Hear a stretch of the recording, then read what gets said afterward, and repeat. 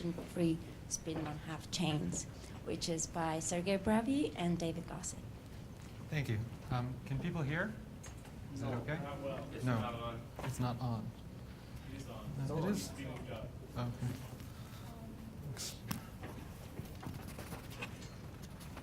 Is that better? Not particularly. Try now. Let's try volume. Is that okay? Okay, great. Too loud? Okay.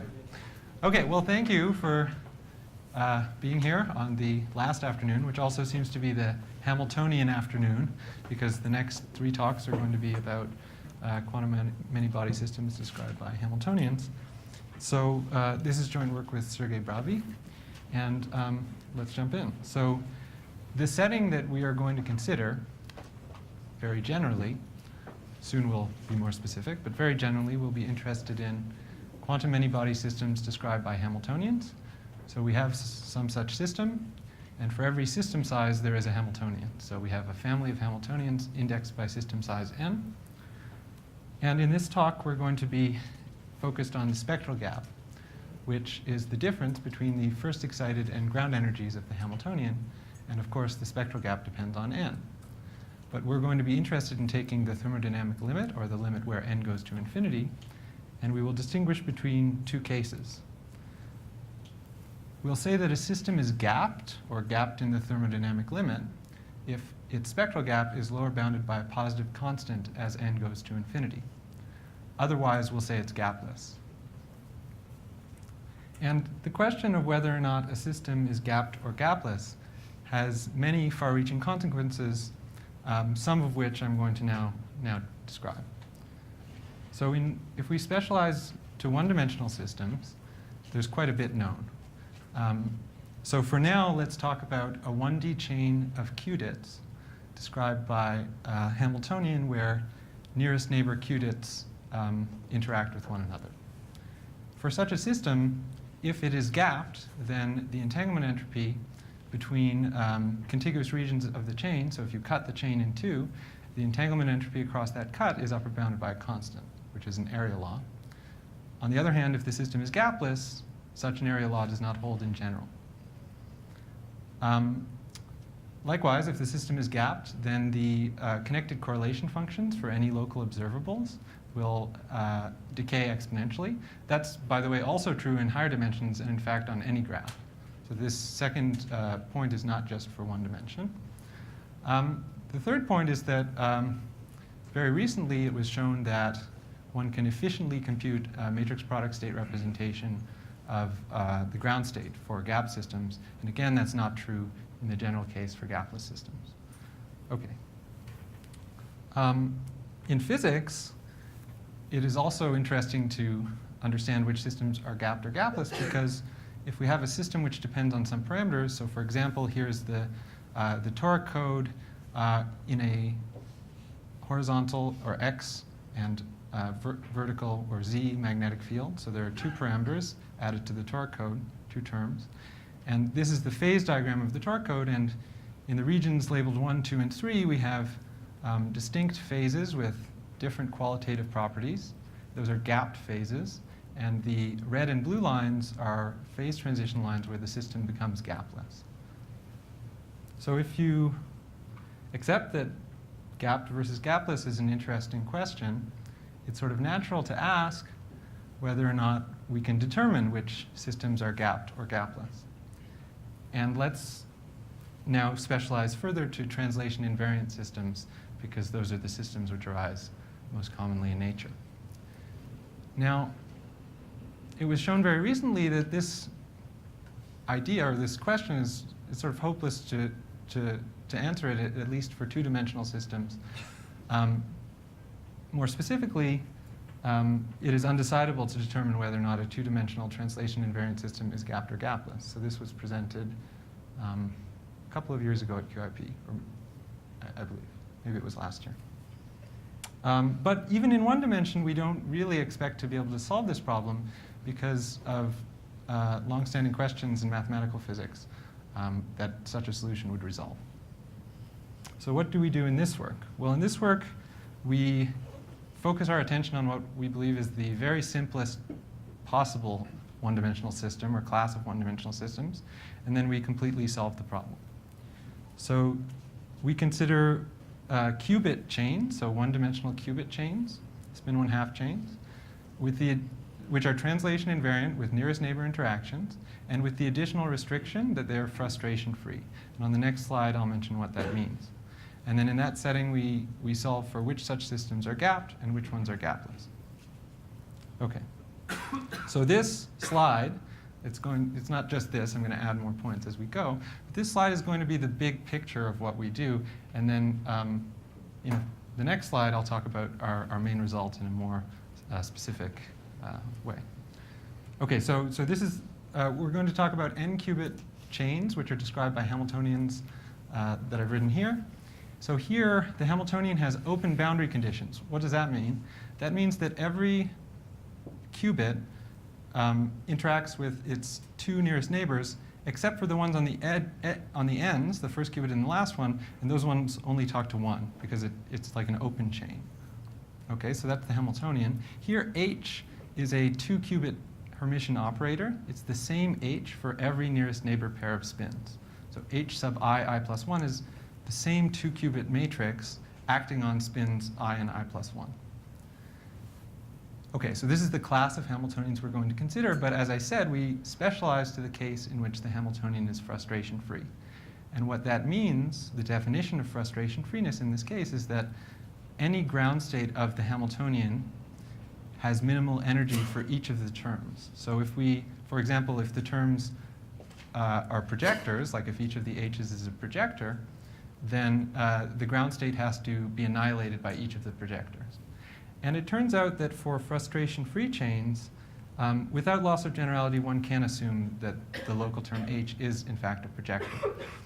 And the reason for that is that if it's not a projector to begin with, one can write down a related Hamiltonian where the terms are projectors, which has the same ground space and a spectral gap, which differs only by a multiplicative constant. Okay, so now we're going to assume without loss of generality that the H is a 2-qubit projector. And of course, this projector could have rank 1, 2, 3, or 4. If it has rank 4, then it's just the identity, and the whole Hamiltonian is a constant, so that is not an interesting case. Oh, sorry, I should mention that, as I said before, in each of the cases where the Hamiltonian is frustration-free, we determine whether or not it's gapped or gapless. There are what I would call less interesting exceptional cases. These correspond to the cases where H is rank 2 or 3. And why are these less interesting or exceptional? Well, if H is rank 2 or 3, there are really only a handful of cases where the system is frustration-free. Most of the time, if you choose a random rank 2 or rank 3 projector, it will not be frustration-free. There also is an interesting or generic case, which is the case where H has rank 1. In that case, the Hamiltonian is always frustration-free. Any rank 1 projector H gives rise to a Hamiltonian which is frustration-free. And that is the main problem that we solve in our paper, is to solve for the gapped and gapless phases where this local term H is rank 1. So in the rest of the talk, I'm going to specialize to that case. If you're interested in the solutions to the other cases, those are found in the appendix to our paper. Okay, so that's the big picture. And this is the plan for the rest of the talk. So I'm going to now introduce notation and specialize to the rank 1 case, and I will talk about the Hamiltonian and its ground space. Then I will talk about our results and give some examples. We'll go through a sketch of the proof, and there will be some open questions. Okay. So just to remind you, we're talking about a Hilbert space of n qubits. And the Hamiltonian is is as follows. This really is just new notation for the rank 1 case on the previous slide. So we're going to parameterize the rank 1 projector by a 2-qubit state. So psi here is a normalized 2-qubit state. And here the Hamiltonian, which we denote h sub n of psi,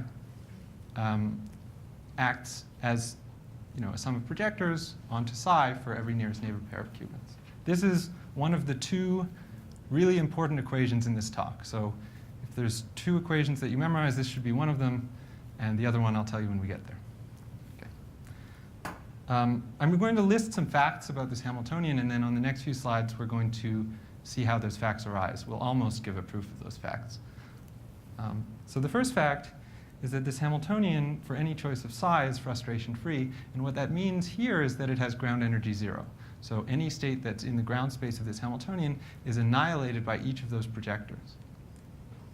It's also true that we can compute a non-orthonormal basis for the ground space for any choice of psi. Which brings me to my second point, which is that we are unable to construct an orthonormal basis for the ground space. This will be important later on, or it will explain why our proof is more complicated than you might think. Finally, the ground space dimension is n+1. So there are n+1 linearly independent ground states for almost all choices of psi. There's only one essentially one exception to that. Okay, so now let's see how these facts arise. So we're going to talk some more about the ground space of this Hamiltonian. And so to get started, I want to consider the following special case where psi is a singlet. So it's the completely anti-symmetric state of 2 qubits. For those of you who didn't heed my warning to memorize this equation, I rewrote it here, but I may not continue to do that as we go. So in this case, Hn of psi, the Hamiltonian, has another name. It's called the ferromagnetic Heisenberg chain. That's not really important, but for those of you that are familiar with that model. So let's talk about its ground space. Suppose that you are orthogonal to all of the projectors in this sum, so all the terms in the Hamiltonian. That means that you have to be symmetric under permutation of any nearest neighbor pair of qubits. But of course, a state of n qubits, which is symmetric under permutation of any nearest neighbor pair, is symmetric under the full symmetric group, any permutation of n qubits. So in fact, the ground space is the n qubit symmetric subspace, which is spanned by the following n+1 orthogonal vectors. For any Hamming weight w between 0 and n, you construct the uniform superposition over computational basis states with that Hamming weight, and that is the states obtained in this way are an orthogonal basis for the symmetric subspace, which is the ground space of this Hamiltonian. So like for n equals 3, there are 4 states corresponding to Hamming weight 0, 1, 2, and 3. Okay, so this was a special case, but it's going to help us on the next slide when we talk about the general case where psi is entangled. So here we're going to only restrict our attention to psi being entangled. In the next slide, we'll talk about psi being a product state. This is the second equation that I would ask you to remember, or at least remember sort of something about. This is a little 2 by 2 matrix which contains the entries of the state psi. So psi is a 2-qubit state. So it has 4 amplitudes in the computational basis. And this little 2 by 2 matrix, T or T psi, contains those entries with some minus signs. It turns out that this matrix is invertible if and only if psi is entangled. So if psi is a product state, it has a 0 eigenvalue, but otherwise it's invertible. Okay. And here is a lemma which characterizes the ground space when psi is entangled. This lemma follows from more general result by Bravyi in 2006, but the proof of this lemma is only really 2 or 3 lines, although I'm not going to go through it here. And what it says is that if psi is entangled, then the ground space of the Hamiltonian is the image of the symmetric subspace under the following rather strange linear map. So this is an n-qubit map. You take 1 tensor t squared, all the way up to t to the n-1. And so let me just parse this lemma. What this says is that if you take any state in the symmetric subspace and act with this map, you obtain a state in the ground space of the Hamiltonian. Likewise, any state in the ground space is obtained in this way from some state in the symmetric subspace. So in particular, since this map is invertible when psi is entangled, the ground space has dimension n+1, which was one of the things we mentioned earlier. But let me now make a couple of remarks about this. So this completely characterizes the ground space. In some sense, like if that was our goal, to characterize the ground space, then we're done. But it's not quite so satisfying because it doesn't give us an orthonormal basis. If you start with an orthonormal basis of the symmetric subspace, you can apply this map to each basis vector, but it's not a unitary operator, so those basis states you obtain will not be orthogonal. The second remark is a bit vague. I would just like to say that for large n, this map has sort of qualitatively different behavior if the eigenvalues of this 2 by 2 matrix T have different or the same magnitude. So if the eigenvalues have the same magnitude, or sorry, let me start with the case where the eigenvalues of T have different magnitude, then when you take a high power of T, like you're doing when you construct this map, you take T to the n where n is large, that is essentially becomes a projector onto the higher the eigenvector with higher or larger eigenvalue in absolute value. But if they have the same magnitude, then that's not true, and it's just sort of qualitatively different. So I would just like to make this vague remark that somehow whether or not the eigenvalues of T have the same or different magnitude seems to be relevant. Okay. Now that was the general case, this general solution of the ground space when psi is entangled, which happens, most states psi are entangled. So the other cases are sort of like when psi is a product state, which doesn't happen very often. But we can also solve for the ground space in those cases. As I said earlier, when psi is unentangled, if it's a product state, that's equivalent to the determinant of this T matrix being 0. In other words, T is not invertible. And there are two cases to consider. I'm going to go through these quickly, since it won't really be relevant for the rest of the talk. I just want to show you that we can just completely solve for the ground space. So the first case is if both eigenvalues of T are 0. This can happen, like if T, for example, is like the matrix with 3 zeros and then a 1 in the top right corner. That it turns out to be equivalent to the case where psi is a symmetric product state. That's the only case where the ground space dimension is bigger than n plus 1. But that case is also sort of uninteresting because the terms in the Hamiltonian commute in that case. The second case is where T has exactly one zero eigenvalue and one non-zero eigenvalue. And in that case, one can construct an orthonormal basis of product states.